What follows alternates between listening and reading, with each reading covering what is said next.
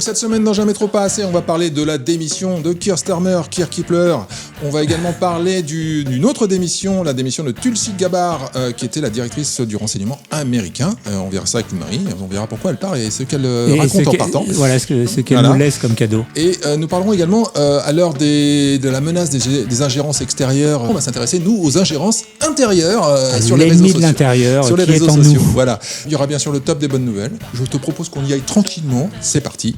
On commence avec Keir Starmer. C'est jamais trop pas assez. Drame au 10 Downing Street, Keir Starmer, le Premier ministre le plus affligeant de l'Angleterre, est parti. Il a démissionné au bout de 2 ans d'une pitoyable gouvernance. Keir est parti. Je te propose d'écouter cette émouvante déclaration devant le 10 Downing Street de Keir Starmer. And when I leave the biggest job in the country, I shall spend more time on the most important job, being the best husband I can to my fantastic wife Vic, who has been a rock by my side through good times and bad, and being the best dad I can to my beautiful children, who are my pride and my joy. Thank you very much.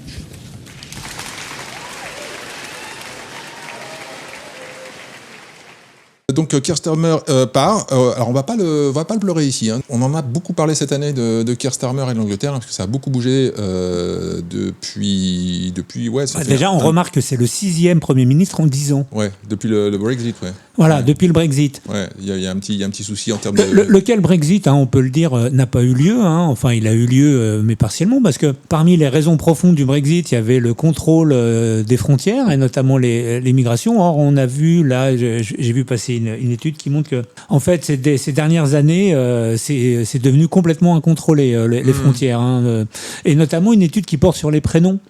Et on voit que les prénoms arabo-musulmans sont passés de 5 à 15% de la population en quelques années. C'est-à-dire véritablement un flot migratoire invasif qui a laissé les locaux très très perplexes et pantois. Il est évident que quand du jour au lendemain, l'endroit où tu vis tu te retrouves minoritaire chez toi, ça a des conséquences assez désagréables pour ton quotidien. Et t'es en général, même la personne la plus accueillante l'est moins. Ça s'accompagne surtout, on va dire, ce que je pense que Keir Starmer paye essentiellement là actuellement, c'est cette politique du déni. Non seulement ils ne font rien, ils sont dans un discours pro-migrants, pro-multiculturalisme et tout, mais surtout ça s'adosse aussi à les restrictions par rapport à la liberté d'expression en Angleterre ont été parmi les plus dures, les plus offensives de tous les pays occidentaux. Il y a eu quand même donc des grands-mères qui sont allées en prison pour un tweet, alors que dans le même temps il y avait des appels au djihad qui étaient postés sur les mêmes réseaux et sans problème. Donc il y a eu une obsession de l'antiracisme qui poussait jusqu'à l'absurde en fait, et qui a amené à des situations. Déjà il y a eu des crimes, c'est une chose, mais il y a eu surtout un refus de voir ces crimes et de les traiter et de faire quelque chose contre. Et surtout quand tu dénonçais ces crimes ou ces actes barbares, on a moult exemples. Ça n'a pas arrêté cette année. Quand tu dénonçais ces crimes, c'était toi qui étais puni en fait. Et le summum, ça a été l'affaire Henri Novak, où là on a eu la preuve par l'image, la démonstration des méfaits de l'idéologie woke poussée à son extrême sur les policiers eux-mêmes, qui, à force d'être contaminés, on leur rabâche ça depuis 5-10 ans. Ils sont tellement obsédés qu'on les prenne en flagrant délit de racisme qu'ils en viennent à défendre un antiracisme systématique qui a coûté la vie à Henri Novak. Et c'est ce même antiracisme systémique qui a permis Telford, Rotherham, les grooming gangs, dont le Rupert Lowe témoigne, avec un nombre de victimes extrêmement élevé, qui étaient toutes blanches, toutes issus des classes populaires, et alors que les services sociaux et la police étaient au courant, ils ont mis ça sous le tapis au motif que les agresseurs étaient issus de la communauté pakistanaise, indo-pakistanaise, et qu'il fallait surtout pas être qualifié de raciste, et ça c'était pire. En fait, voilà, être raciste est un crime. C'est le crime dont Debord disait que c'était les 3 pires de la société du spectacle. Et en fait, la société du spectacle ne veut pas être jugée à ce qu'elle fait, mais à ses ennemis. Ouais. Voilà. Et ce qui différence, c'est qu'en fait, on a la même un peu idéologie en France par rapport à ça, mais moins poussée. C'est-à-dire qu'il y a une chape de plomb morale en France. C'est un côté moral et on va dire au niveau des élites, au niveau de la culture, qui est moins. C'est moins le cas, on va dire. Alors, c'est un peu le cas dans la justice en France aussi, mais c'est moins le cas dans les forces de police et on va dire même dans la classe politique. C'est pas encore complètement. On va dire que les forces de police en France sont en plus très massivement au RN, pour les votes pour le RN. Mais par contre, on voit les effets. Par contre, on voit les effets appliqués de cette morale appliquée à la police et à la justice. On voit les effets en Angleterre, c'est-à-dire que c'est devenu un pays complètement inhabitable. Je veux dire, c'est devenu un enfer. Il faut se souvenir ce que c'était l'Angleterre il y a 15-20 ans. Tout le monde voulait habiter en Angleterre. Hein. Oui, c'était. On disait quasiment que Londres était la 6 ou 7e ville de France en nombre de Français. Et c'est incroyable le retour en arrière. Et on va dire c'est la faute au Brexit, parce qu'eux ils vont dire tout de suite c'est la faute au Brexit. Oui. Non, le Brexit n'a pas eu lieu. Oui, mais c'est ça. Le Brexit n'a pas été appliqué. Voilà, il n'a pas été appliqué. Tous les premiers ministres, à part peut-être Johnson, étaient contre le Brexit. Donc, ils ont été premiers ministres en étant contre le mandat du peuple. Ils ont tout fait pour saboter le Brexit. Johnson a un petit peu plus agi en la faveur.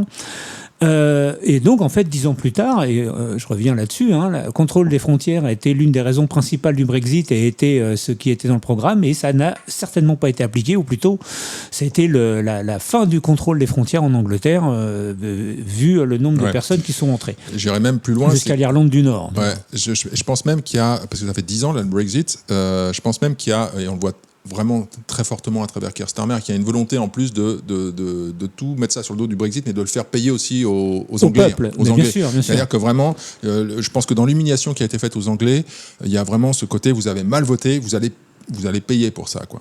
Et ils ont toujours pas fait leur autocritique, leur mea culpa. Et on voit la réaction de Keir Starmer en pleurs devant Downing Street. Mais quelle indécence, quoi. D'autant qu'il y a il n'y a pas que, on a parlé des grooming gangs. Il était déjà en fonction, non pas comme Premier ministre, mais il était procureur à l'époque des grooming gangs. Il risque, Keir Starmer, je crois que c'est de tous les leaders. Il risque de la tôle. Il peut aller en prison, Keir Starmer. Ouais. Mais il y a aussi une autre affaire. Il y a l'affaire de son, alors comment il s'appelle, je recherche son nom, voilà, Peter Mandelson, qui est ambassadeur, qui était dans les ambassadeur, qui est dans les dossiers Epstein et qui l'a protégé jusqu'au bout, jusqu'à ce que ça devienne intenable. Et puis il y a aussi, faut le dire, la claque électorale qui vient de se prendre, où là c'est simple, son parti, le Labour, là, dit écoute, avec toi on va à la déculottade, donc on va perdre du pognon, parce que ça se résume à ça.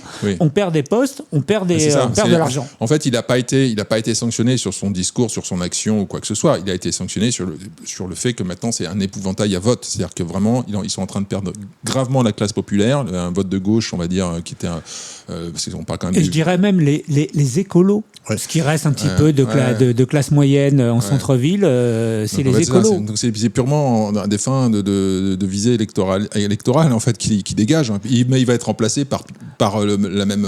Alors, on a déjà un candidat, c'est Andy Burnham. En français, je dirais André Jambon-Rôti. André Jambon-Rôti. Les musulmans ne vont pas l'aimer. Andy Burnham, qui vient d'être élu récemment dans une partielle à Manchester, le Grand Manchester. Andy Burnham, c'est une élection partielle. Il est très représentant justement de ces verts centre-ville, classe moyenne, écolo. Ce personnage-là, il faut changer le casting, en fait, en gros. Il ne faut pas changer la ligne, il faut juste changer de tête. Voilà. C'est le mec qui parlait quand même d'interdire les réseaux sociaux au maximum. C'est pas qu'il parlait, c'est qu'il va le faire. C'est fait. C'est à partir je crois, c'est fin juillet en Angleterre, un réseau social interdit au moins de 16 ans. On l'a déjà répété, stupidité sans nom. Stupidité qui va être contournée.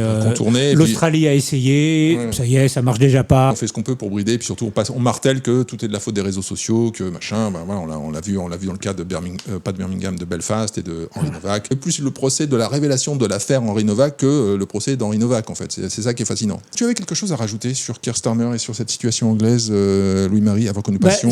Ça veut dire que là, il va y avoir en 10 ans, c'est le 6e, donc bientôt 7 premiers ministres. Donc il y a une usure et une accélération de l'usure du pouvoir. Que Nigel Farage et Rupert Lowe sont quand même très très proches de bousculer, parce qu'en fait, d'une certaine manière, on fait payer aux Anglais d'avoir voté le Brexit il y a 10 ans, mais les Anglais le veulent encore. Et donc Nigel Farage, qui a été l'un des candidats un brexiteur, est toujours dans la course, qu'aux dernières élections, il a fait un carton, qu'il a son aile droite, c'est dire Rupert Lowe, qui est en train de grimper. et que, tu peux continuer de traiter les foules, les électeurs blancs, les traiter de fachos de tous les noms. Manifestement, ça ne change pas grand-chose, et on a ce mouvement qui arrive en France avec le RN et ses 11 millions d'électeurs, hein, tu peux les traiter de fachos. Il y a quelque chose qui est en train d'apparaître en Espagne. Ouais, Hein. Et en fait, ce qu'on a, c'est qu'on voit dans les pays européens, Keir Starmer, Emmanuel Macron, Merz, Pedro Sanchez, ce sont des dirigeants illégitimes qui sont... alors soit Pedro Sanchez, par exemple, a pris le pouvoir sans élection, c'est suite à une sorte de motion de censure. En France, Macron a été élu de la manière que l'on sait, et puis l'Assemblée a basculé. Friedrich Merz fait tout ce qu'ils peuvent pour interdire l'AfD au maximum.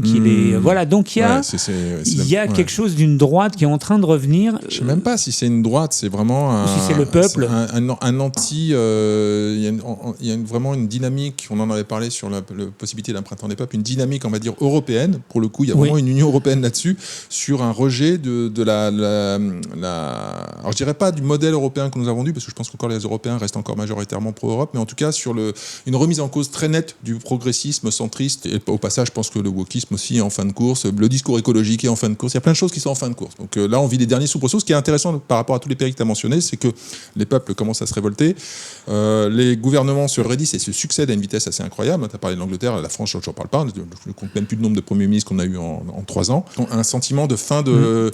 un peu de fin de... Fin d'époque, fin de modèle historique, fin de cycle historique, oui.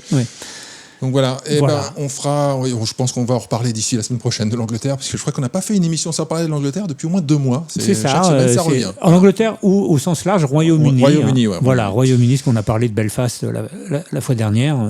Ouais. Je vous invite, si vous avez aimé Belfast and Furious. Oh là là là là. Voilà, que rajouter. Tu vois, voilà. Je vous invite, si vous aimez cette émission, à la partager autour de vous, car vous êtes nos seuls ambassadeurs en ces temps de resserrement de l'expression sur les réseaux sociaux. Nous avons plus que jamais besoin de votre aide et de votre soutien. Vous pouvez également nous soutenir plus activement en contribuant à cette émission avec quelques petites piécettes sur le Tipeee de l'émission, tipeee.com/jamaitpodcast. Et j'en profite pour remercier nos contributeurs de la semaine, car nous avons encore eu des dons. Nous avons eu des dons. Il y a Sarah qui nous a refait un don. Et j'avais oublié Hubert la semaine dernière. Hubert nous a fait un don. Voilà, Hubert qui nous a refait un don également. Merci à eux, et également merci à Mathis et à Ostinato. C'est jamais trop, pas assez. De retour dans Jamais trop, pas assez pour notre deuxième sujet. On a beaucoup parlé des ingérences de l'étranger dans les campagnes électorales européennes et principalement dans la prochaine campagne électorale française en 2027.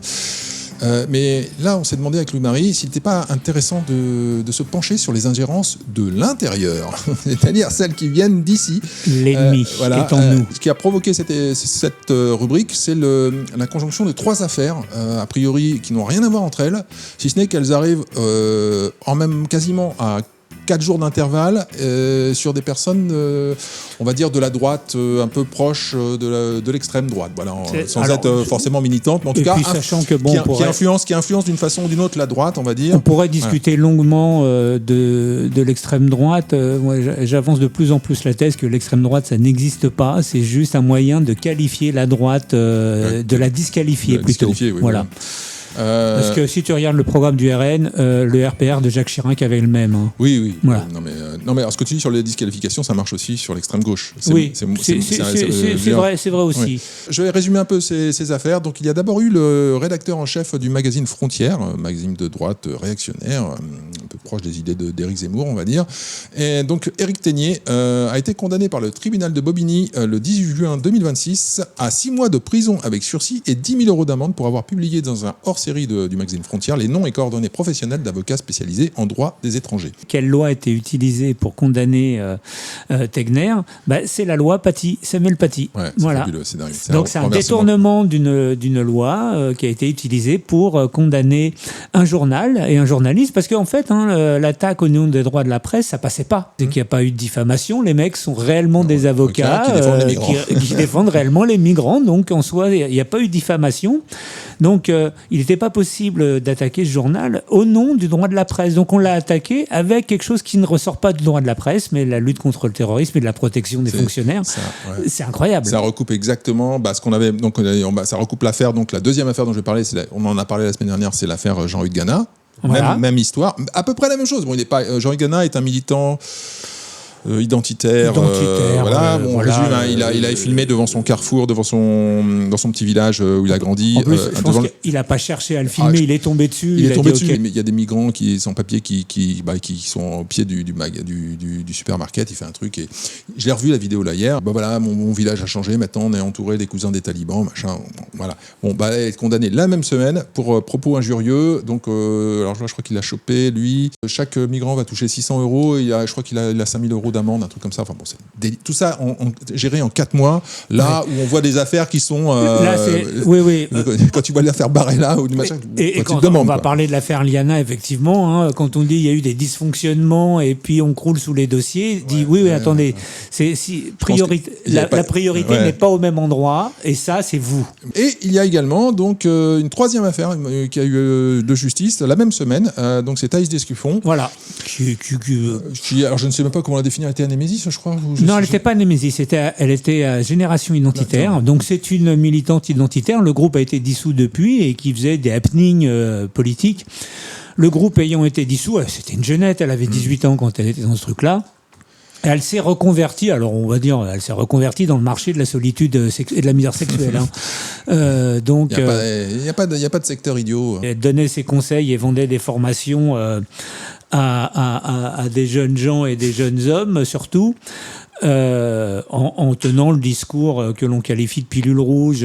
En soi, je veux dire, elle ne fait que ressasser des propos qui sont pas d'elle. Hein. Oui, non, mais je veux dire, c'est le pendant, en fait, on va dire à droite des féminotarés de gauche, quoi. En fait, je vais dire un truc, c'est une Manon Aubry bien peignée. Voilà, joli. Donc Thaïs Descuffon, qui est l'objet d'une procédure devant la 17e chambre correctionnelle du tribunal judiciaire de Paris pour injure raciste publique à la suite de ses déclarations télévisées sur BFM. Alors en substance, elle disait que la vraie menace pour les femmes actuellement à Paris, c'était pas seulement les hommes, parce qu'il y avait une personne de gauche qui disait la menace c'est les hommes, et elle dit non, ce sont les hommes d'un certain, je crois, d'une certaine origine. Je sais plus si elle a dit noir, mais je crois qu'elle a dit africain immigré, un truc comme ça. Le piège était grossier et Thaïs n'a pas été finette sur le truc. Quoi.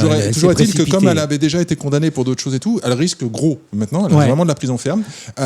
Donc voilà, c'est son 3 ans. Et alors, ce qui va être marrant, c'est qu'elle risque 4 mois de prison ferme, sachant qu'en dessous de 2 ans, ils te mettent un bracelet et tu les fais pas. Hein. Oui, mais elle va peut-être les faire. Je trouve ça étonnant que tout ça arrive la même semaine. J'ajoute à ça également le compte méta du journal L'Incorrect qui saute. Alors le journal L'Incorrect, c'est ceux qui avaient sorti le scandale Patrick Cohen, l'affaire qui a fait vaciller, qui a généré la commission d'enquête parlementaire sur le service public de l'audiovisuel et qui a amené in fine à des restructurations, enfin des restructurations encore limitées pour l'instant chez France Télévisions, mais en tout cas qui ont mis sur la sellette France Télé et ça a été pas du goût de tout le monde. Donc voilà, bizarrement, en termes de la procédure, tu as L'Incorrect son compte saute sur Instagram. Il y a les affaires de débancarisation de toutes ces personnes. Tegner en a parlé. Il y a eu l'affaire de la Furia aussi qui s'est vu retirer son agrément. Mais là, ce qui se passe, c'est que j'en parle là, c'est que ça a émaillé toute l'année. Mais là, on voit que sur les influenceurs de droite, parce que c'est le point commun de discussion de Ghana, de frontières, c'est des gens qui parlent, qui mobilisent un camp, en fait, et qui ont potentiellement la faculté de mobiliser au-delà de leur camp. Et bien là, il y a un message, la présidentielle c'est dans un an. Là, clairement, il y a une consigne. Je ne crois pas au hasard dans cette histoire. Voilà, on a parlé de façon de l'autonomisation de la justice. Là, c'est clairement la justice a décidé qu'elle traiterait le cas extrême droite, entre guillemets.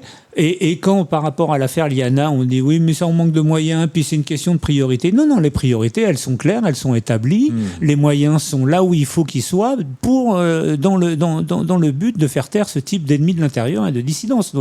Parce que là, alors, on a aussi l'affaire Éric Morillo qui vient de tomber il y a peu. Alors donc Éric Morillo, c'est encore un influenceur d'extrême méga droite, de turbo giga droite. Je pense qu'il se dirait pas, il se qualifierait pas comme ça. Non, mais clairement pas.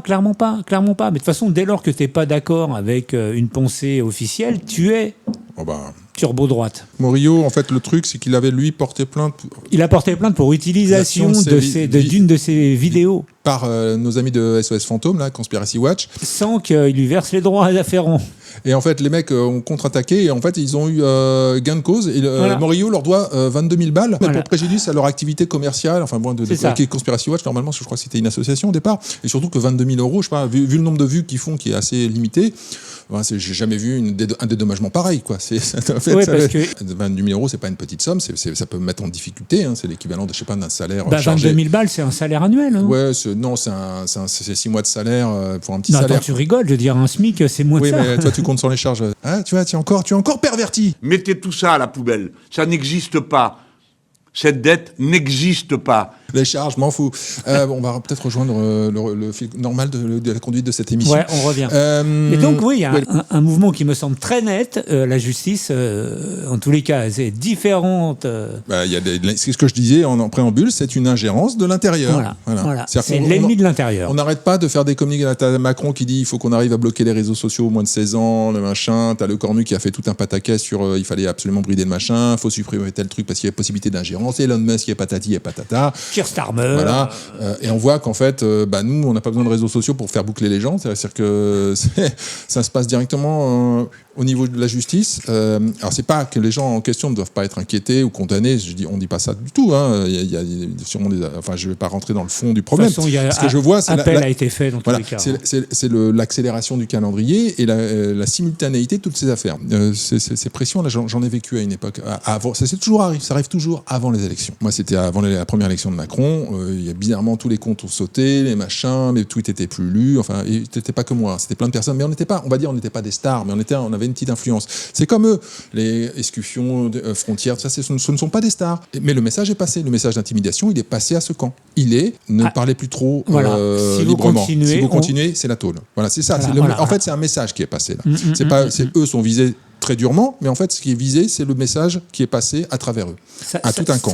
Sachez qu'on peut vous faire du mal. Voilà. Donc, on a beau jeu de parler d'ingérence extérieure. Moi, là, je pense que Poutine n'est pas dans le coup. En tout cas, ce qui est intéressant, c'est que du coup, ça a quand même éveillé l'intérêt d'Elon Musk, le patron qui depuis maintenant turbo-tweet Thaïs Descuffon. Thaïs Descuffon, elle a réussi à attirer l'attention d'un homme de valeur, selon ses termes. Donc, c'est encore une fois de plus un gigantesque CSC. Après ça, je sais pas si Twitter, ça parle vraiment à d'autres personnes au-delà du camp de la droite, parce que j'ai l'impression que c'est complètement... c'est pas sur Blue Sky, ça parle à personne. Hein. Oui, mais j'ai un peu l'impression que Twitter, c'est un peu la même chose maintenant. C'est complètement cornérisé. Alors, c'est pas au niveau de Blue Sky. Blue Sky, c'est inexistant. Mais bon, voilà, je pense qu'il y a une cornérisation quand même de X là actuellement. Bon. Possible. Voilà, on suivra ça. Comptez sur nous pour suivre cette actualité et puis on va se régaler tout au long de cette année. Un régal de faire de chroniquer avec toi cette année de campagne présidentielle. Ah là c'est histoire qu'on s'en souvienne quand on aura des petits enfants. Voilà. On pourra leur dire. C'était comme ça avant. Tu te souviens quand on avait du courant et Internet. On va passer tout de suite au top des bonnes nouvelles. Mais avant tout cela, si cette émission vous plaît, je vous invite à partager cette émission car vous êtes nos seuls ambassadeurs. Nous n'avons pas d'amis au jury CNC Talent. Nous n'avons pas le soutien de Vincent Bolloré. On connaissait Ultia, mais elle s'est fait virer. Voilà, nous sommes seuls et abandonnés. Enfin, pas complètement seuls car vous êtes là et on a besoin de votre soutien. Donc ça se passe à travers un partage. Ça nous aide beaucoup. Et si vous voulez aller plus loin dans l'aide, ce serait bien de contribuer à notre Tipeee. On va passer tout de suite au top des bonnes nouvelles de la France Potemkin. C'est parti.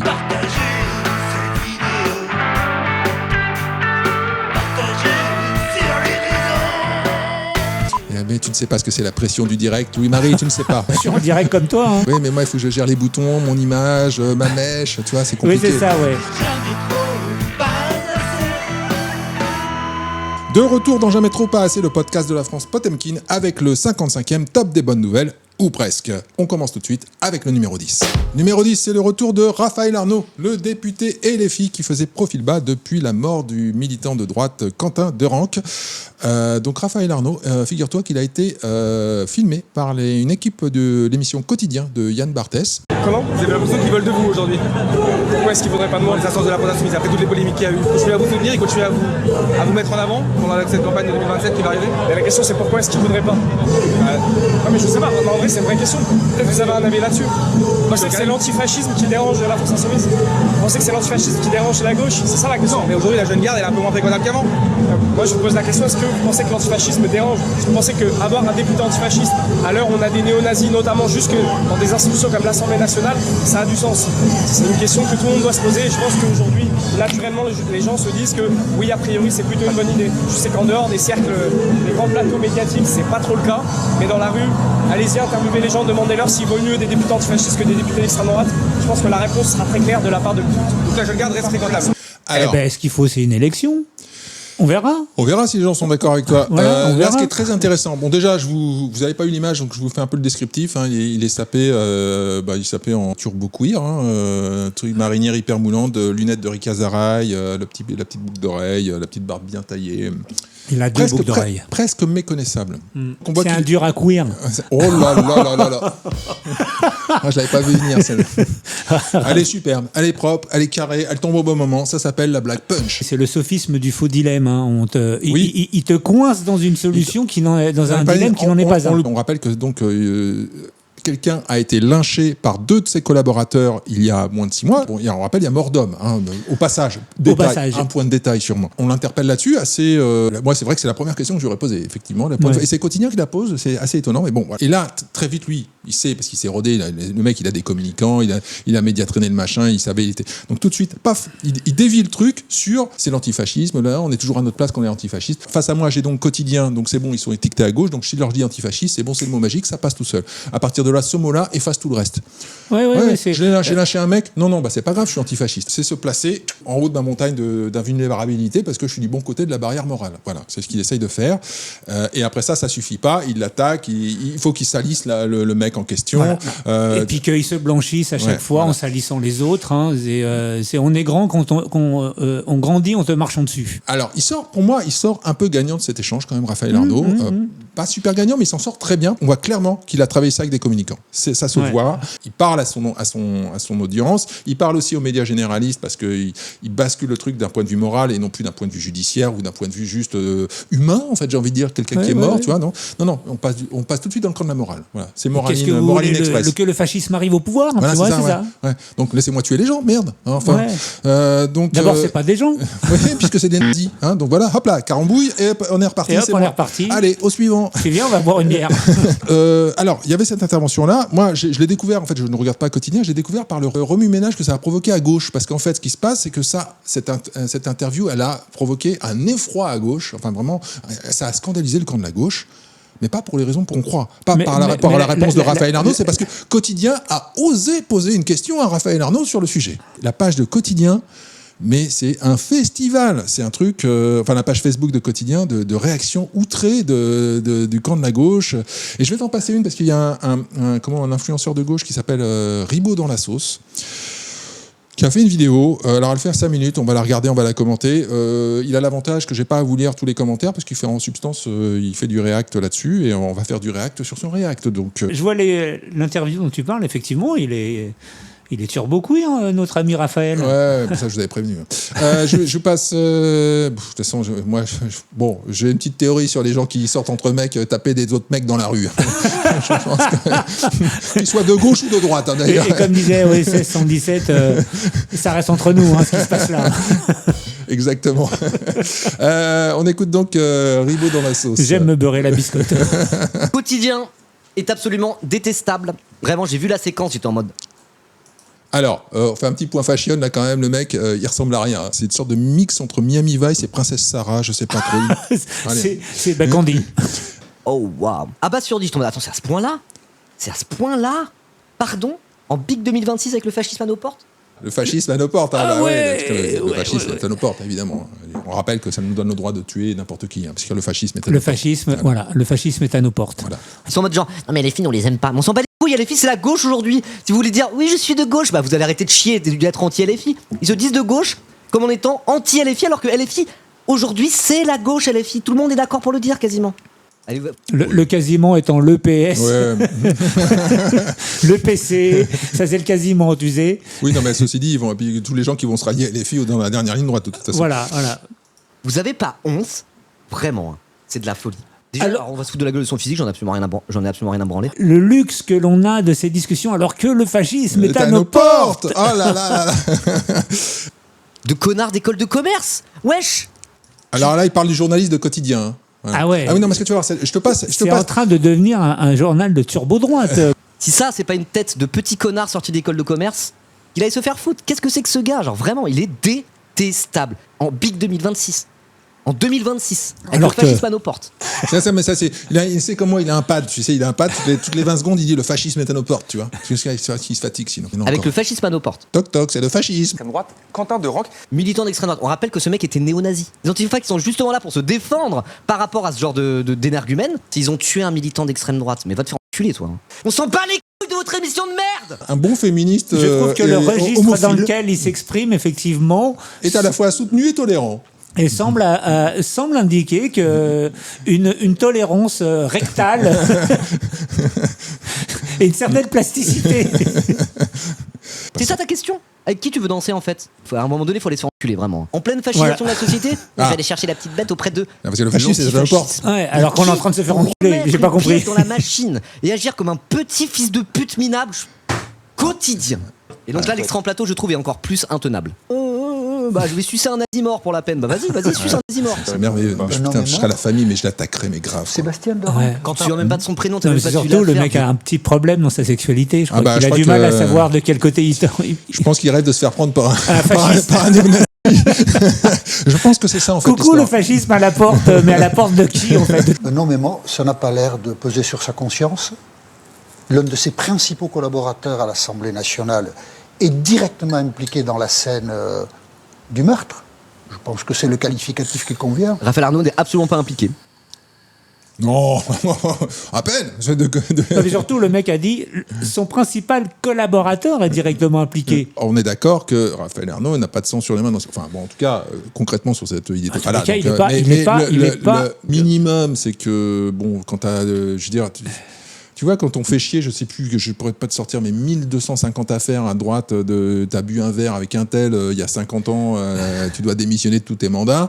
Et là, le mec, il a son collaborateur direct qui est pris les deux pas en train de tabasser un mec à terre, tu vois, le tuer. Et le mec continue tranquillement non, il s'absente juste de l'Assemblée quelques mois, mais il continue à toucher sa rémunération de 7000 balles par mois. Et puis il y a aussi qu'il a créé la Jeune Garde, dont les collaborateurs en question sont issus. Voilà, non, mais à minima, il devait démissionner. Voilà, je demande pas d'excuses ou quoi que ce soit, mais à minima, il devait partir. C'est ce qu'on fait, c'est la décence, quoi.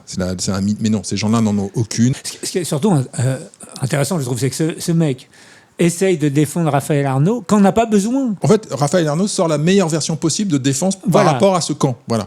Il attaque le premier, il dit quoi, ça vous dérange que je revienne dans une manifestation contre l'extrême droite, c'est ça? Vous êtes pour l'extrême droite? Voilà. Le classique, le gros, le mec est bon, il a été briefé, et l'autre, il intervient, mais il n'a pas besoin de toi, bonhomme.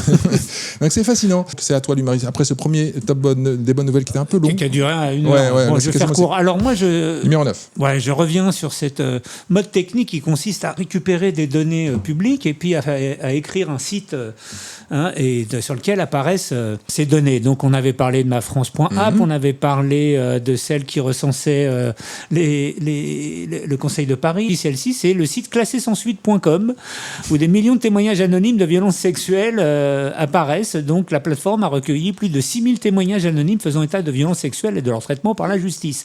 Ce qui est intéressant, c'est que la nouvelle, elle vient du Monde. Le journal de référence. Le journal de révérence même. Donc voilà. Je les lance en automatique maintenant, même quand je bois mon café, ça part tout seul. Elles avaient 6 ans, 17 ans, 23 ans, c'était leur père, leur mari, un médecin, un barman, c'était en 86, en 2001, en 2025, comment rester de marbre, voilà. Donc c'est classé-sans-suite.com. C'est là qu'on voit que le monde en parle, c'est qu'ils sentent quand même que l'ère du temps est en train de changer, comme en Angleterre, et qu'en fait la tolérance par rapport à ce laxisme généralisé woko-judiciaire ne passe plus du tout dans l'opinion, et que s'ils veulent continuer à vendre, ils ont intérêt quand même à sortir une version quand même un petit peu plus proche de ce que de toute manière, quand ça atteint les enfants, ça c'est finit clair. mal. Ça finit mal. Ouais, ça parce finit mal. qu'il y a réellement quelque chose de très profond. Alors, sur le site classé sans suite, le sous-titre, c'est « Ce que la justice a choisi d'oublier ». Voilà, donc elle a choisi de ne pas oublier Thaïs Descuffon et Ouais. Tegner, mais elle a choisi d'oublier Liana et entre autres. Voilà. Numéro 8. Alors, je vais rester dans le camp de la gauche, car cette semaine, c'était assez nourri. Figure-toi que je suis abonné à la page Facebook d'Horia Boutelja, le pire parti indigéniste. Oui, partie des indigènes de la République, mais on rappellera juste que indigène, ça veut dire les habitants locaux. Ouais. Voilà, c'est nous les indigènes en France. Hein. On va parler toujours de cette fameuse fête de la musique LFI, qui n'avait rien d'une fête de la musique, mais qui était un meeting politique sous prétexte d'organiser une fête musicale, place de la République, un truc qui n'aurait jamais dû être possible en temps normal, mais bon, c'est pas grave. Mais Horia Boutelja, elle n'est pas contente non plus par rapport à LFI. J'ai lu son texte et pour une fois, j'étais d'accord avec elle. Mais Horia Boutelja, de toute façon, on l'a déjà dit, Mélenchon, c'est une prise de guerre. Oui, là, je pense que là, on n'en a pas beaucoup parlé, mais là, le torchon brûle. Le kéfier brûle, même, j'ai envie de dire. Alors, je te dis, je trouve que le mot d'ordre de la manif de la France Insoumise hier contre le racisme et l'extrême droite a manqué sa cible. D'abord, je le trouve dépassé, on dirait un retour dans les années 80. Évidemment, je suis injuste, car cette manif incluait la Palestine et l'islamophobie, ce qui est de fait un progrès, mais bof. Je ne crois pas que ce soit rassembleur, et surtout, ça ne convainc que les convaincus. Eh bien, dis donc. Alors que la campagne pour les présidentielles ait lancé une réflexion stratégique sur la question n'est pas du luxe. Le fait est que les indigènes étaient très peu présents et que les manifestants étaient surtout des militants blancs de gauche. Pour moi, continuer à cibler l'extrême droite comme ennemi principal en lieu et place de la Macronie, c'est une belle connerie. Non seulement c'est une erreur politique majeure, mais en plus on retombe dans l'antiracisme moral. C'est la Macronie, précédée de tous les pouvoirs SOCDEM, qui a fait la fortune de l'extrême droite. On ne combat pas cette dernière sans faire un sort à la première. On ne rallie pas les franges abstentionnistes sur la haine de l'extrême droite ou sur des slogans éculés, mais sur le ciblage de la Macronie. Lorsqu'une figure de la France Insoumise se bouche le nez devant le RN, mais n'en fait pas autant, voire plus contre la caste au pouvoir, elle ne gagne pas des points, elle en perd. Horia Boutelja. Voilà, c'est une analyse politique parfaitement sensée. Je l'ai lu sans coupe. J'étais assez d'accord avec elle. Qui s'inquiète du fait que son camp pourrait bien s'être trompé d'attaque. D'angle d'attaque, ouais. Je suis curieux de savoir ce qu'on va en dire la France Insoumise. Je trouvais que ça n'a pas fait beaucoup de bruit ce poste. Pour moi, je trouve ça. Je l'avais pas entendu prononcer ces mots-là avant, en tout cas. Après ça, je suis pas non plus à lire tout ce qu'elle écrit, mais là, j'étais tombé dessus. Voilà. Il est vrai que Mitterrand a fait apparaître le concept d'extrême droite face à une droite unie pour pouvoir la fractionner. Et c'est complètement vrai qu'on parle. Jospin avait dit oui, ça a été une erreur de qualifier le FN de fasciste. L'utilisation du terme fasciste, là, ça va recouper ce qu'on a dit sur Raphaël Arnaud. C'est une réalité. Le fascisme, c'est un terme politique qui identifie une époque, un comportement, des mouvances. À force de l'utiliser à tort et à travers, et en plus, c'est quand même des notions qui ont même 50, 70 ans, en termes de pouvoir, même plus, en Europe. Donc ça parle à plus personne avec d'expérience du fascisme concrètement, en fait. Je veux dire, vraiment du vrai fascisme. Le vrai fascisme, il est anti-parlementaire. Voilà, déjà. Donc, alors là, avoir un parti fascisme à l'Assemblée nationale, c'est déjà... Traiter tout de fasciste et mettre tout avec le mot fascisme, tu mets tout à la même échelle. T'es pas d'accord avec moi, t'es fasciste. Hitler, c'est un fasciste.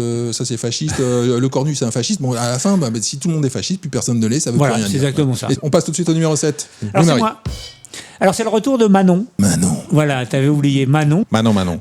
Pas ce sont nos pères, nos grands-pères, nos oncles, nos frères, nos cousins qui violent et qui battent nos enfants. Alors Manon, non, pas chez moi. Je n'y suis pour rien et laisse mon oncle tranquille. Voilà, c'est ça. Et on te le répète, c'est pas parce que 98% des agresseurs sont des hommes que 98% des hommes sont des agresseurs, n'est-ce pas ? Alors le problème est systémique, dit-elle, et interroge les rapports de domination. Notre réponse doit être politique, culturelle, individuelle. Je sais pas ce que ça veut dire. Et antifasciste. Et culturelle et antifasciste, à nos portes. Je sais pas du tout ce qu'elle tweet. Je crois qu'elle comprend rien. En fait, c'est un générateur de mots, tu vois. C'est une intelligence artificielle. L'IA et les filles. IA. En fait, ça génère des tweets antifascistes. Ouais, c'est ça. C'est simplement ce que je vois, c'est qu'elle est sur tous les plateaux de télé, Manon, tout le temps, quoi. Ah bah, écoute. Ça doit pas être prenant, l'Europe. Non, c'est pas prenant. Ça paye bien, l'Europe. J'ai toujours dit, c'est le truc. Si vous voulez faire de la politique et être payé à rien foutre, l'Europe, le Parlement européen. Donc voilà, c'était le retour de Manon. Je suis bien content, d'autant qu'elle a on en parlera plus tard, mais elle a une concurrente. Numéro 5, on va revenir sur le big événement du week-end, c'était la fête de la musique. C'est la fête de la bière. C'est la fête de l'effondrement français, j'ai envie de dire. C'est la fête de la beuverie, c'est la fête, à Paris en tout cas, c'était du DJ set partout dégueulasse. Ouais, il y a sono. eu plus de DJ set que Ouais, de groupes. donc en fait, maintenant, c'est devenu une troisième mi-temps du PSG. Et en tout cas, sur Paris, il y a eu deux événements assez intéressants. Enfin, il y a plusieurs événements intéressants. C'est qu'il y a eu une fois de plus des logiques de marquage de territoire. Moi, sur les images que j'ai récupérées.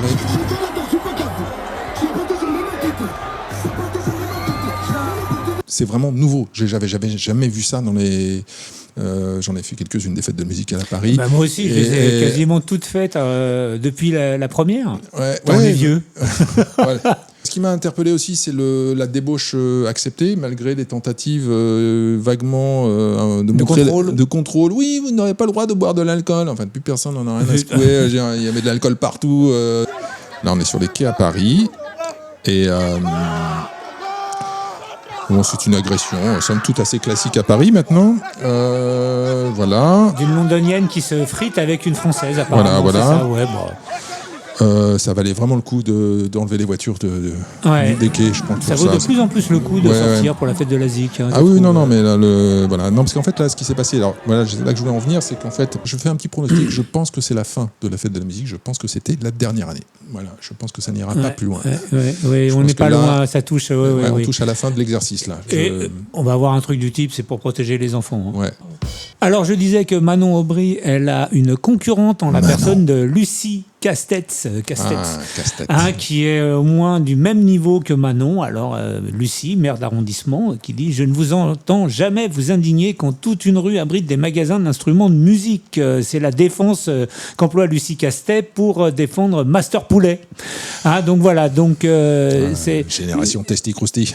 Voilà, si t'as Master Poulet dans toute ta rue et que tu t'en offusques et qu'en même temps tu défends la présence de magasins de musique, voire de luthiers comme à la rue de Rome, c'est tout se vaut. Le violon, le poulet frit, c'est du pareil au même. Alors voilà. En plus, cette hypocrisie de ces gens de gauche qui en plus sont qui viennent de milieux ultra bourges, qui vraiment, mais pour rien au monde ne boufferaient cette bouffe pour clébard. Je peux vous l'assurer, ils n'y toucheront jamais. Et qui fait du violon ou qui met évidemment son gamin dans les meilleurs bahuts, dans les meilleurs conservatoires de Paris. Ils font des chams, des classes horaires aménagées. Voilà. Non, sérieusement. Et ils connaissent tous les luthiers de la rue de Rome par leur prénom. Ouais, c'est clair. C'est fascinant. Bon. Mais Master Poulet. Voilà. Ok. C'est vraiment quand on parlait de Keir Starmer, tu vois, de l'allégeance, l'obséquiosité culturelle et tout, servir la soupe. Les pauvres bouffent de la merde, mais c'est pas grave, c'est des pauvres. Oui, mais on va leur dire que c'est bien. On va leur dire que c'est bien. On va pas essayer de les élever. On va pas les élever. On va surtout les laisser dans leur merde, mais leur dire que c'est de la bonne merde. Voilà. Et nous, on continuera de jouer du violon. Voilà. Et surtout voter à gauche. Numéro 4, vous l'aurez peut-être noté, il fait un petit peu chaud, on va dire ça comme ça. Rien de tel qu'un épisode météorologique anormal, c'est-à-dire l'été, pour que la France Potemkin s'arrête, tout simplement. Donc je fais la liste, les écoles qui ferment, la SNCF qui annule des trains préventivement. C'est pas qu'ils tombent en panne, c'est parce qu'ils peut-être ils vont tomber en panne parce qu'il fait chaud, donc on les annule. Donc la Tour Eiffel fermée, le Louvre qui est fermé pour qu'on puisse... Alors qu'il va faire froid en haut. C'est l'endroit où il va faire le plus c'est clair. On comprend pas. Le Louvre qui ferme, et dans leur message, ils disent c'est pour que ça fonctionne mieux. Ah oui, donc ils ferment pour qu'on visite. Tu vois, c'est bien. Non, c'est-à-dire le Louvre, c'est la France, ça marche mieux quand il y a personne. Donc à gauche, évidemment, c'est la photocapitalisme, à Bolloré, machin. Bon, ce qui est étonnant, c'est que cette France au ralenti qui s'effondre parce qu'il fait 40 degrés. Bon, je dis pas qu'il fait pas chaud, mais enfin bref, c'est dingue. C'est à croire que s'il avait fait ce temps-là pendant les Jeux Olympiques en 2024, il y a juste 2 ans, on les aurait annulés, quoi. Enfin, c'est bizarre, c'est très étonnant. Moi, ce qui m'étonne aussi, c'est on va dire l'insistance de l'État en temps normal à être au centre de toutes les choses, d'être au milieu de tout ce qu'il faut, tu as le droit de pas faire ceci, de pas faire cela, d'aller ceci, de montrer tel justificatif et tout. Et là, bizarrement, quand c'est la chaleur, c'est oulalalala, faites attention, buvez, hydratez-vous, nous on n'y est pour rien, préventivement, on va tout fermer. C'est marrant, d'un seul coup, ils y sont pour rien. Voilà. Buvez de l'eau. Buvez de l'eau. Ils ont fait des affiches, buvez de l'eau, mais en te disant comment on boit, avec le verre. Ce niveau de troll, c'est fascinant. Voilà, donc on va pas s'étendre là-dessus parce qu'on a fait à peu près le même sujet quand il faisait froid, l'hiver dernier, où la France était également arrêtée, en tout cas la banlieue parisienne, parce qu'il y avait 2 cm de neige. Donc là, il fait 40 degrés, c'est l'apocalypse, c'est la fin du monde.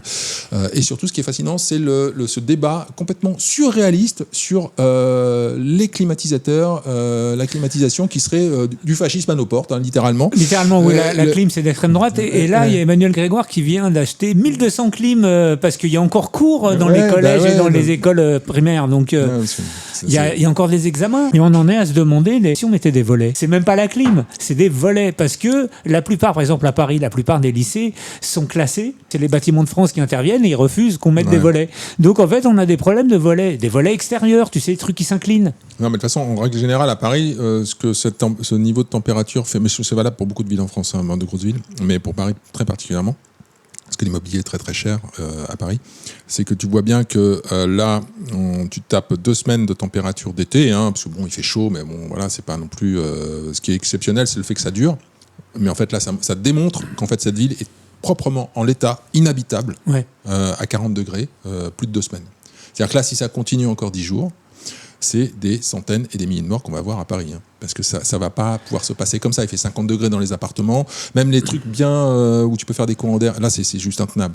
Et ça montre la limite de l'inculture, de l'impréparation française dans le bâti, dans le bâti, dans la façon dont sont faites les villes, avec du bitume partout. Ce qui est on le sait que c'est débile. On sait qu'il faut des arbres. Ça fait 50 ans qu'on sait qu'il faut des arbres.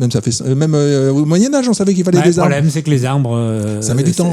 On a fait que les virer. Ça empêche de construire. Écoute, si on est encore là la semaine prochaine, parce que là, c'est vrai que physiquement, je commence à me demander si c'est vrai que Rubik qui nous rappelle, on en avait parlé, on nous a déjà piqué un jour de congé en 2003 à cause de ça. Je ne manquerai pas qu'ils choisissent, puisque Bayrou en avait parlé, supprimer un autre jour de congé. Et ça fait 20 ans qu'on paye. Et qu'est-ce qui s'est passé? Il est où cet argent? Eh bien, on va passer tout de suite au numéro 3. Alors, la prison de Cesse, près de Toulouse, en Haute-Garonne, a un portique de sécurité, ce qui est normal quand tu rentres en prison, afin de bloquer l'entrée des téléphones ou les stupéfiants. Problème, alors le système tel qu'il fonctionne repère aussi les protections féminines tachées. C'est efficace. C'est efficace. Donc, toute femme ayant ses règles et portant un tampon ou une serviette hygiénique usagée se verra interdire l'entrée de la prison. Donc, c'est beau la technique. C'est-à-dire que les entrées vont bientôt être plus protégées à la prison que les sorties, en fait, puisqu'on s'évade plus facilement, en fait. Ouais. Voilà. Numéro 2. On parlait souvent de l'immigration. Tu crois? Je trouve qu'on n'en parle pas beaucoup. Oui, mais cette immigration-là, elle était bien. C'est l'ONG EU4UA qui a fait venir 40 000 Ukrainiennes qui se sont vues invitées à se rendre en Europe pour fuir les conflits. Sauf qu'une fois qu'elles sont venues, l'ONG s'est retrouvée avec une base de données monstrueuse de 40 000 Ukrainiennes, souvent des jeunes Ukrainiennes. Alors, qu'est-ce qu'elle en a fait, cette ONG? Elle a lancé un service de rencontre amoureuse. Ah ben ça c'est une bonne nouvelle. Ça c'est une bonne nouvelle. Ah oui, donc si c'est qu'un truc de rencontre, pourquoi pas à la rigueur. Alors gratuit pour les Ukrainiennes, payant pour les hommes européens. C'est pour faciliter l'assimilation. Ouais. Alors il et s'appelle plus, il y a affinité. Two Doors. Two Doors. One Shared Destination. 2 portes. Une destination commune. Alors, comme disait Oscar Wilde, se marier, c'est ne faire plus qu'un, mais lequel? Dans un mariage heureux, il y en a toujours un des deux qui ferme sa gueule. Je parle d'expérience.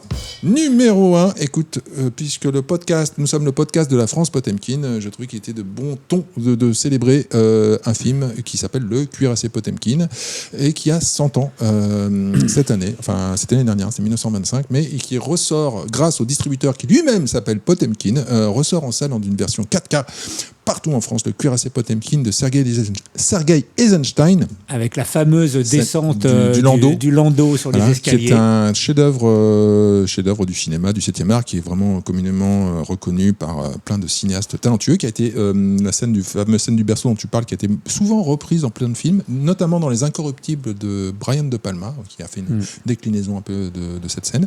Voilà. Donc, film soviétique s'il en est, et je dirais qu'en ce temps de canicule, c'est la serviette suprême. Je pense qu'il est l'heure d'une petite extra ball. Ah, tu me l'as pas dit, il y avait l'extra ball. Oui, parce que je viens de le découvrir dans mon conducteur, car je suis très très bien préparé sur cette émission, comme tout le monde aura pu le constater en live, sur TikTok bien sûr. Extra ball. Donc l'extra ball cette semaine, eh bien c'est une intervention dans l'émission des Grandes Gueules, le chroniqueur Charles Consigny, qui se trouvait face à David Béliard de la mairie de Paris, et ça discutait plus des suites du scandale du périscolaire. On va écouter cet échange, il est très très intéressant. La tirade de Consigny est parfaite et la réponse de Béliard est... On n'attendait pas mieux. En réalité, d'abord sur le périscolaire, moi je pense que vous en tirez à bon compte. En réalité, vous devriez tous être mis en examen et il devrait y avoir une vraie enquête pénale là-dessus, parce que manifestement, vous avez complètement manqué à vos obligations. Vous étiez tellement obsédé par vos concerts solidaires, vos œuvres d'art aberrantes et immondes, comme on en a eu place Vendôme ou un peu partout dans Paris régulièrement, et par toutes vos lubies idéologiques, que l'essentiel, à savoir la protection des enfants qui restent encore à Paris malgré l'exode massif des familles, ça vous a pas passionné. Et donc vous avez gravement failli à vos obligations. Pourquoi est-ce que vous faites l'objet d'une telle mansuétude ? Parce que vous êtes la gauche. Il se passerait la même chose avec une mairie catho-tradie de droite. Vous pouvez être sûr qu'on aurait des unes de Libé tous les jours, des appels sur Radio Nova, la matinale de France Inter en boucle sur le sujet. Mais comme c'est la gauche, somme toute, la pédophilie... C'est vrai que j'ai noté que la CNews, par exemple, était très tolérante avec la gauche. C'est les seuls. Et les médias Bolloré, oui, mais tout ce que vous avez à répondre, c'est les médias Bolloré. Non, mais j'ai pas grand-chose à répondre à ce que vous dites. Ce que je pense, c'est que vous voulez que je vous dise, vous donnez une opinion. Vous devriez être sanctionné au pénal, et mis en cause au pénal, perquisitionné, auditionné longuement, parce que je pense que vous avez gravement failli à vos obligations. C'est pas des obligations politiques, c'est des obligations humaines. Humaines, légales. On ne touche pas les enfants. Voilà, c'est fascinant. Voilà. Oui, alors, et ce qui est fascinant, c'est la réponse de. Donc, la tirade de Consigny est parfaite. Il n'y a pas rien à dire. Mais la réponse de Béliard, en fait, ils ne sont même pas inquiétés. Tu vois, c'est peinard. De toute façon, vous faites des news Bolloré. C'est Bolloré. Voilà, Bolloré. Voilà. C'est ce qu'il trouve à répondre. Il dit Bolloré. Voilà, attention, vous faites le jeu du fascisme. C'est ça. Ils sont sur une montagne au-dessus du monde des vivants. Ils vivent dans le paradis du bien. Ouais, c'est du délire. Ces gens sont extrêmement dangereux, en fait. Ouais. Le nombre de mises en examen est dantesque.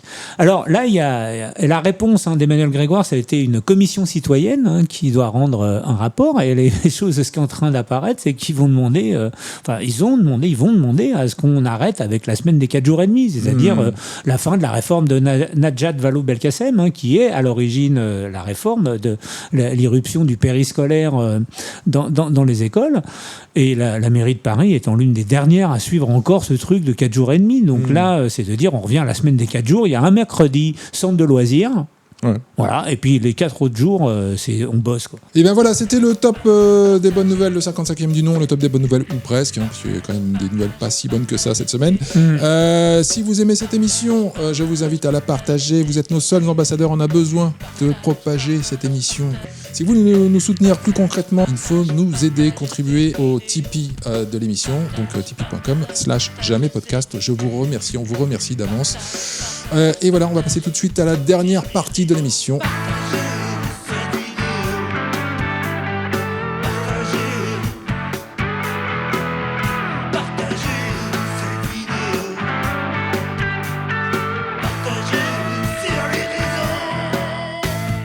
C'est jamais trop. Pas assez. De retour dans Jamais trop pas assez, le podcast de la France Potemkin qui va encore une fois s'internationaliser, car on va se pencher sur le cas de Tulsi Gabbard. Alors, vous ne la connaissez peut-être pas. Tulsi Gabbard était la directrice la directrice du renseignement américain, du renseignement national. Car elle vient de démissionner. Enfin, elle pose sa démission là ces jours-ci. Je crois qu'elle sera plus en fonction. C'était son dernier jour. Voilà. Peux-tu nous résumer qui est-elle et surtout pourquoi on vous en parle, pourquoi c'est important? Tulsi, c'est une militaire de formation. C'est une bidasse et c'est une femme politique américaine. Alors elle est née en 1981 et elle était directrice du renseignement national du DNI. Alors, c'est une ancienne lieutenant-colonel de l'armée de terre de réserve des États-Unis. Elle a été représentante du 2e district d'Hawaï à la Chambre des représentants et elle a été, et ça c'est intéressant, démocrate. Elle était membre du Parti démocrate et elle fait partie de ces démocrates qui ont tourné le dos au Parti démocrate suite à l'élection de Biden, entre autres. Donc elle a changé de bord, tout comme Kennedy, et elle a rejoint Elle a rejoint le camp Trump. Sur la base assez opposée aux certaines politiques liées au genre, et elle a beaucoup critiqué le wokisme aussi. Elle a beaucoup, c'est ça. Et puis elle a aussi, c'est pas une va-t-en-guerre aussi, Tulsi Gabbard. Toute militaire qu'elle est pas du tout va-t-en-guerre. Elle s'est opposée à la guerre en Iran. Elle a rendu des mémos qui dit que c'est pas une bonne idée du tout. On est en train de dire qu'elle aurait plutôt raison. Enfin, elle avait plutôt raison. C'est toujours pas une bonne idée. Et elle a présenté sa démission officiellement pour soutenir son mari qui est atteint d'une maladie grave. Voilà. Enfin, c'est la raison officielle. Un certain nombre de personnes pensent qu'on lui a gentiment demandé de s'en aller, d'arrêter ses âneries, de ne pas soutenir la guerre en Irak. Et comme elle part, elle a décidé de lâcher une petite bombe. Je publie aujourd'hui, pour mon dernier jour en tant que directeur du renseignement national, les communications et des documents inédits qui révèlent exactement comment Fauci a travaillé avec des dirigeants de carrière politisés au sein de la communauté du renseignement pour dissimuler la vérité sur ses actions et les origines de la fuite en laboratoire du virus et son rôle dans l'orientation du financement américain de ces recherches dangereuses qui ont causé des dommages incommensurables et d'innombrables pertes en vies humaines. En gros, elle dit, tu te souviens, toi, moi, pendant le confinement, les thèses les plus complotistes qui circulaient, que par exemple, c'était un labo à Wuhan, que c'était une histoire de gain de fonction sur un virus, que non, jamais un pangolin s'était enfilé une chauve-souris. Que le test était, que les vaccins étaient d'une qualité très médiocre, qu'on avait accéléré, blablabla, et que tout ça, c'était considéré comme des thèses complotistes. Ah bah, mais on avait SOS fantôme sur le dos, tout de suite. Voilà. Eh ben, ce que dit Tulsi Gabbard, c'est que non. Avant la pandémie de Covid, le Dr Fauci, en tant que directeur de l'Institut national des allergies et des maladies infectieuses, a versé des millions de dollars de l'argent des contribuables américains pour financer des recherches d'enchauve-soureuses sur les coronavirus de chauve-souris à l'Institut de virologie de Wuhan. Des travaux qui sont désormais largement considérés comme la source de la fuite involontaire en laboratoire qui a déclenché la pandémie. Deuxièmement, le Dr Fauci était le conseiller en coulisses qui, aux côtés de ses soi-disant experts triés sur le volet, a poussé la communauté du renseignement à approuver une origine animale naturelle afin de dissimuler ces dangereuses recherches sur le gain de fonction qu'il finançait avec l'argent des contribuables. Elle a rendu des échanges de mails avec Anthony Fauci, qui était le conseiller spécial santé de Biden, puis de Trump. Et dont il a obtenu la protection et la grâce. Fauci ne sera pas inquiété, mais ce qu'elle dit, c'est qu'il a clairement, sciemment masqué la vérité. Il a menti de manière flagrante au Congrès sous serment. Lors de son témoignage en 2024 devant la sous-commission spéciale de la Chambre sur la pandémie de coronavirus, niant avoir jamais parlé à une agence de renseignement du CO. Or, la correspondance que je publie aujourd'hui contredit directement son témoignage sous serment. C'est ça qu'elle dit en gros, c'est que quasiment tous ceux que l'on a traités de complotistes pendant la période Covid avaient raison. Nous avons également reçu des témoignages de plusieurs lanceurs d'alerte de la communauté du renseignement qui ont signalé des représailles pour avoir contesté la manipulation des renseignements par la communauté du renseignement. Le message était clair. Suivez-les ou soyez punis. Les hauts dirigeants ont également cherché à saper les lanceurs d'alerte en supprimant l'anonymat qui est requis dans le cadre du processus de dénonciation lorsqu'ils déposent leur plainte, et en insistant également pour que leurs responsables ou leurs avocats soient présents lors des dénonciations et des réunions où ces lanceurs d'alerte se présentaient pour témoigner, créant ainsi manifestement une atmosphère d'intimidation. Après des années de mensonges, de censure et de dissimulation, le peuple américain mérite transparence, vérité et responsabilité. Oui, progressivement, on va y arriver. Bon, le truc, c'est que c'est une fois de plus, c'est un peu tard. C'est un peu tard, oui. C'est un peu tard. Bon, cette histoire, je pense que ça se reprodurait exactement pareil. Donc, je suis. Ouais, je te sens résigné, toi. Hein. Oui, moi, je pense que. Croire qu'il se passera rien de nouveau. Au prochain coup, sur cette histoire de Covid. Sur l'histoire de Covid et la prochaine fois qu'on nous fera un Covid. Sur cette histoire de Covid, moi j'ai le même discours que j'ai à l'issue du Covid. Je dis c'est très bien. Il y a deux choses, il y a deux plans qui m'intéressent de cette histoire. Il y avait la question de la manipulation de l'opinion et du comportement, l'expérience sociale. Le Covid et le prétexte du Covid. Et puis il y a la question de la santé, du vaccin, en l'occurrence. C'est deux questions différentes en fait, qui sont liées, mais on peut les traiter différemment. Parce qu'on peut tout à fait être un pro-vaccin et contester l'expérience sociale. C'est pas parce qu'on est contre l'un qu'on est contre l'autre, forcément. Donc, ce qui est du vaccin, c'est simple. On a eu, pour le coup, une expérimentation grandeur nature en Occident, planétaire, avec un fichage des gens qui ont été vaccinés, à défaut d'avoir fiché des gens qui ne l'ont pas été. Donc on sait, qui par ailleurs servait de groupe témoin. Voilà, dans 20 ans, on sera sur une classe d'âge précisément avec des chiffres colossaux du classe d'âge des pays de l'Occident, qui est mort et qui est en bonne santé, qui ne l'est pas. On le saura. Pierre Lescaut de Décoder l'écho le sait déjà. Il l'a déjà dit, il a déjà fait des études statistiques là-dessus. On sait déjà, on voit déjà qu'il y a eu, et les assureurs font état de surmortalité parmi on le saura vraiment. On le saura vraiment sur. Ça se joue à l'échelle d'une génération. Donc on le saura dans 20 ans si les gens qui se sont fait piquer à 15 ans, quand ils ont 35 ans, s'ils ont développé des cancers, oui ou non, ou plus ou moins. Voilà, on le saura.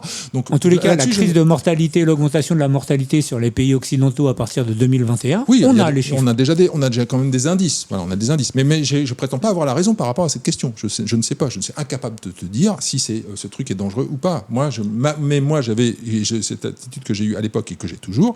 Je me méfie des trucs qui sont trouvés comme ça, de maladies qu'on ne connaît même pas, et des trucs qui sont développés sur un coin de table en 6 mois en te disant c'est merveilleux, il y a 95% de ça combat avant de donner des.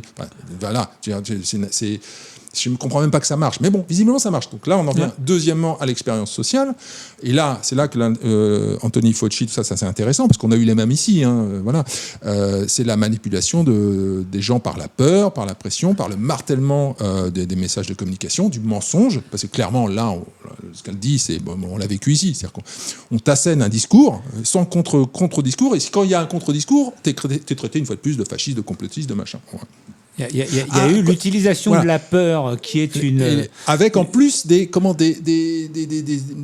en dépit de toute raison, je ne vais pas revenir sur ces stats qu'il y avait à l'époque, même au début du Covid, les services de l'État qui montraient qu'il n'y avait pas de virus. C'est le travail qu'a fait donc Lescaut sur Décoder les causes, et que en partant des données officielles et donc en les travaillant, on arrive à, effectivement, il n'y a pas eu une surcharge du système hospitalier, puisque les urgences qui s'occupaient du Covid étaient en fait réservées. Il y avait quelques urgences, il y a une cinquantaine de systèmes d'urgence sur tous les hôpitaux de France. Donc évidemment, ça faisait des belles images, mais quand tu montes une seule salle, c'est pas toutes les salles. Donc il y a la dernière vidéo des Lucides qui est très très bien, parce que le gars parle d'un point de vue, c'est un neurobiologiste, et il parle de cette utilisation de la peur. Pourquoi que d'une certaine manière, on est équipé physiquement pour avoir peur. La survie de l'espèce, c'est parce que l'espèce bouge en troupeau, j'ai envie de dire, mais c'est ça en fait. C'est-à-dire qu'à partir du moment où il y a un comportement dominant, on va dire que la doxa va dans un sens, même si tes intérêts personnels à court terme ne vont pas dans ce sens-là, tu vas suivre.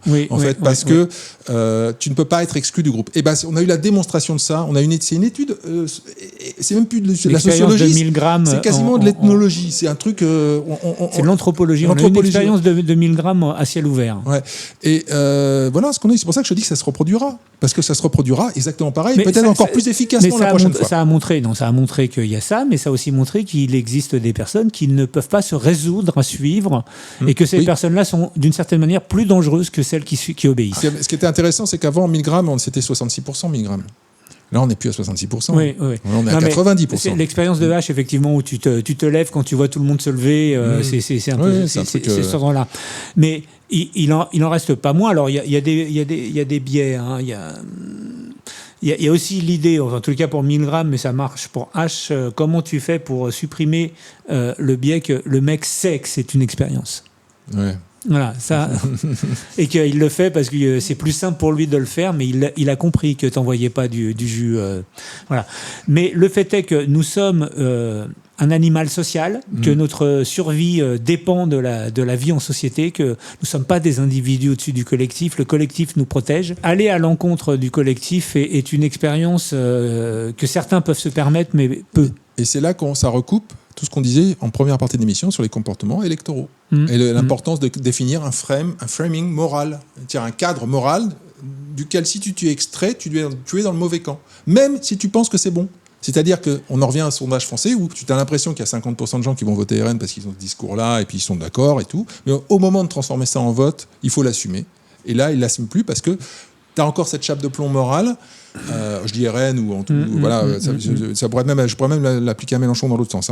Il y a cette chape de plomb morale qui fait que si j'ai ce comportement-là, je vais être exclu du cadre des autres. Écoute, en tout cas, merci Tulsi d'avoir un petit peu libéré les dossiers et la parole. J'espère que ton mari ira bien et on te souhaite le meilleur. Le meilleur. C'est jamais trop. Pas assez. Et voilà, c'est la fin de Jamais trop, pas assez, le 55e numéro. Ça s'est bien passé. C'était super efficace. Alors, c'est pas le terme. Comme 1h50 d'enregistrement, je pense que c'est beaucoup trop. Mais on a travaillé dans des conditions un peu extrêmes. Il fait un peu 40 degrés là où on est actuellement. Je suis au bord de la syncope. Mais bon, je pense que c'est le cas pour tous ceux qui... C'est mon troisième t-shirt. Voilà. C'est le cas pour tous ceux qui nous regardent. Les temps sont durs, les bites sont molles, les femmes se plaignent. Pour ceux qui ont la référence. Oui, c'est... Voilà. Merci à tous. On se retrouve la semaine prochaine pour un nouveau numéro de Jamais trop, pas assez. Vous pouvez nous retrouver sur TikTok en live. Vous pouvez nous retrouver sur YouTube. Je vous invite évidemment à contribuer à cette émission sur notre Tipeee. Et je vous invite bien sûr à la partager. On se retrouve la semaine prochaine pour un nouveau numéro. Et rappelez-vous qu'une opinion n'est pas la vérité. À la semaine prochaine. Tchuss.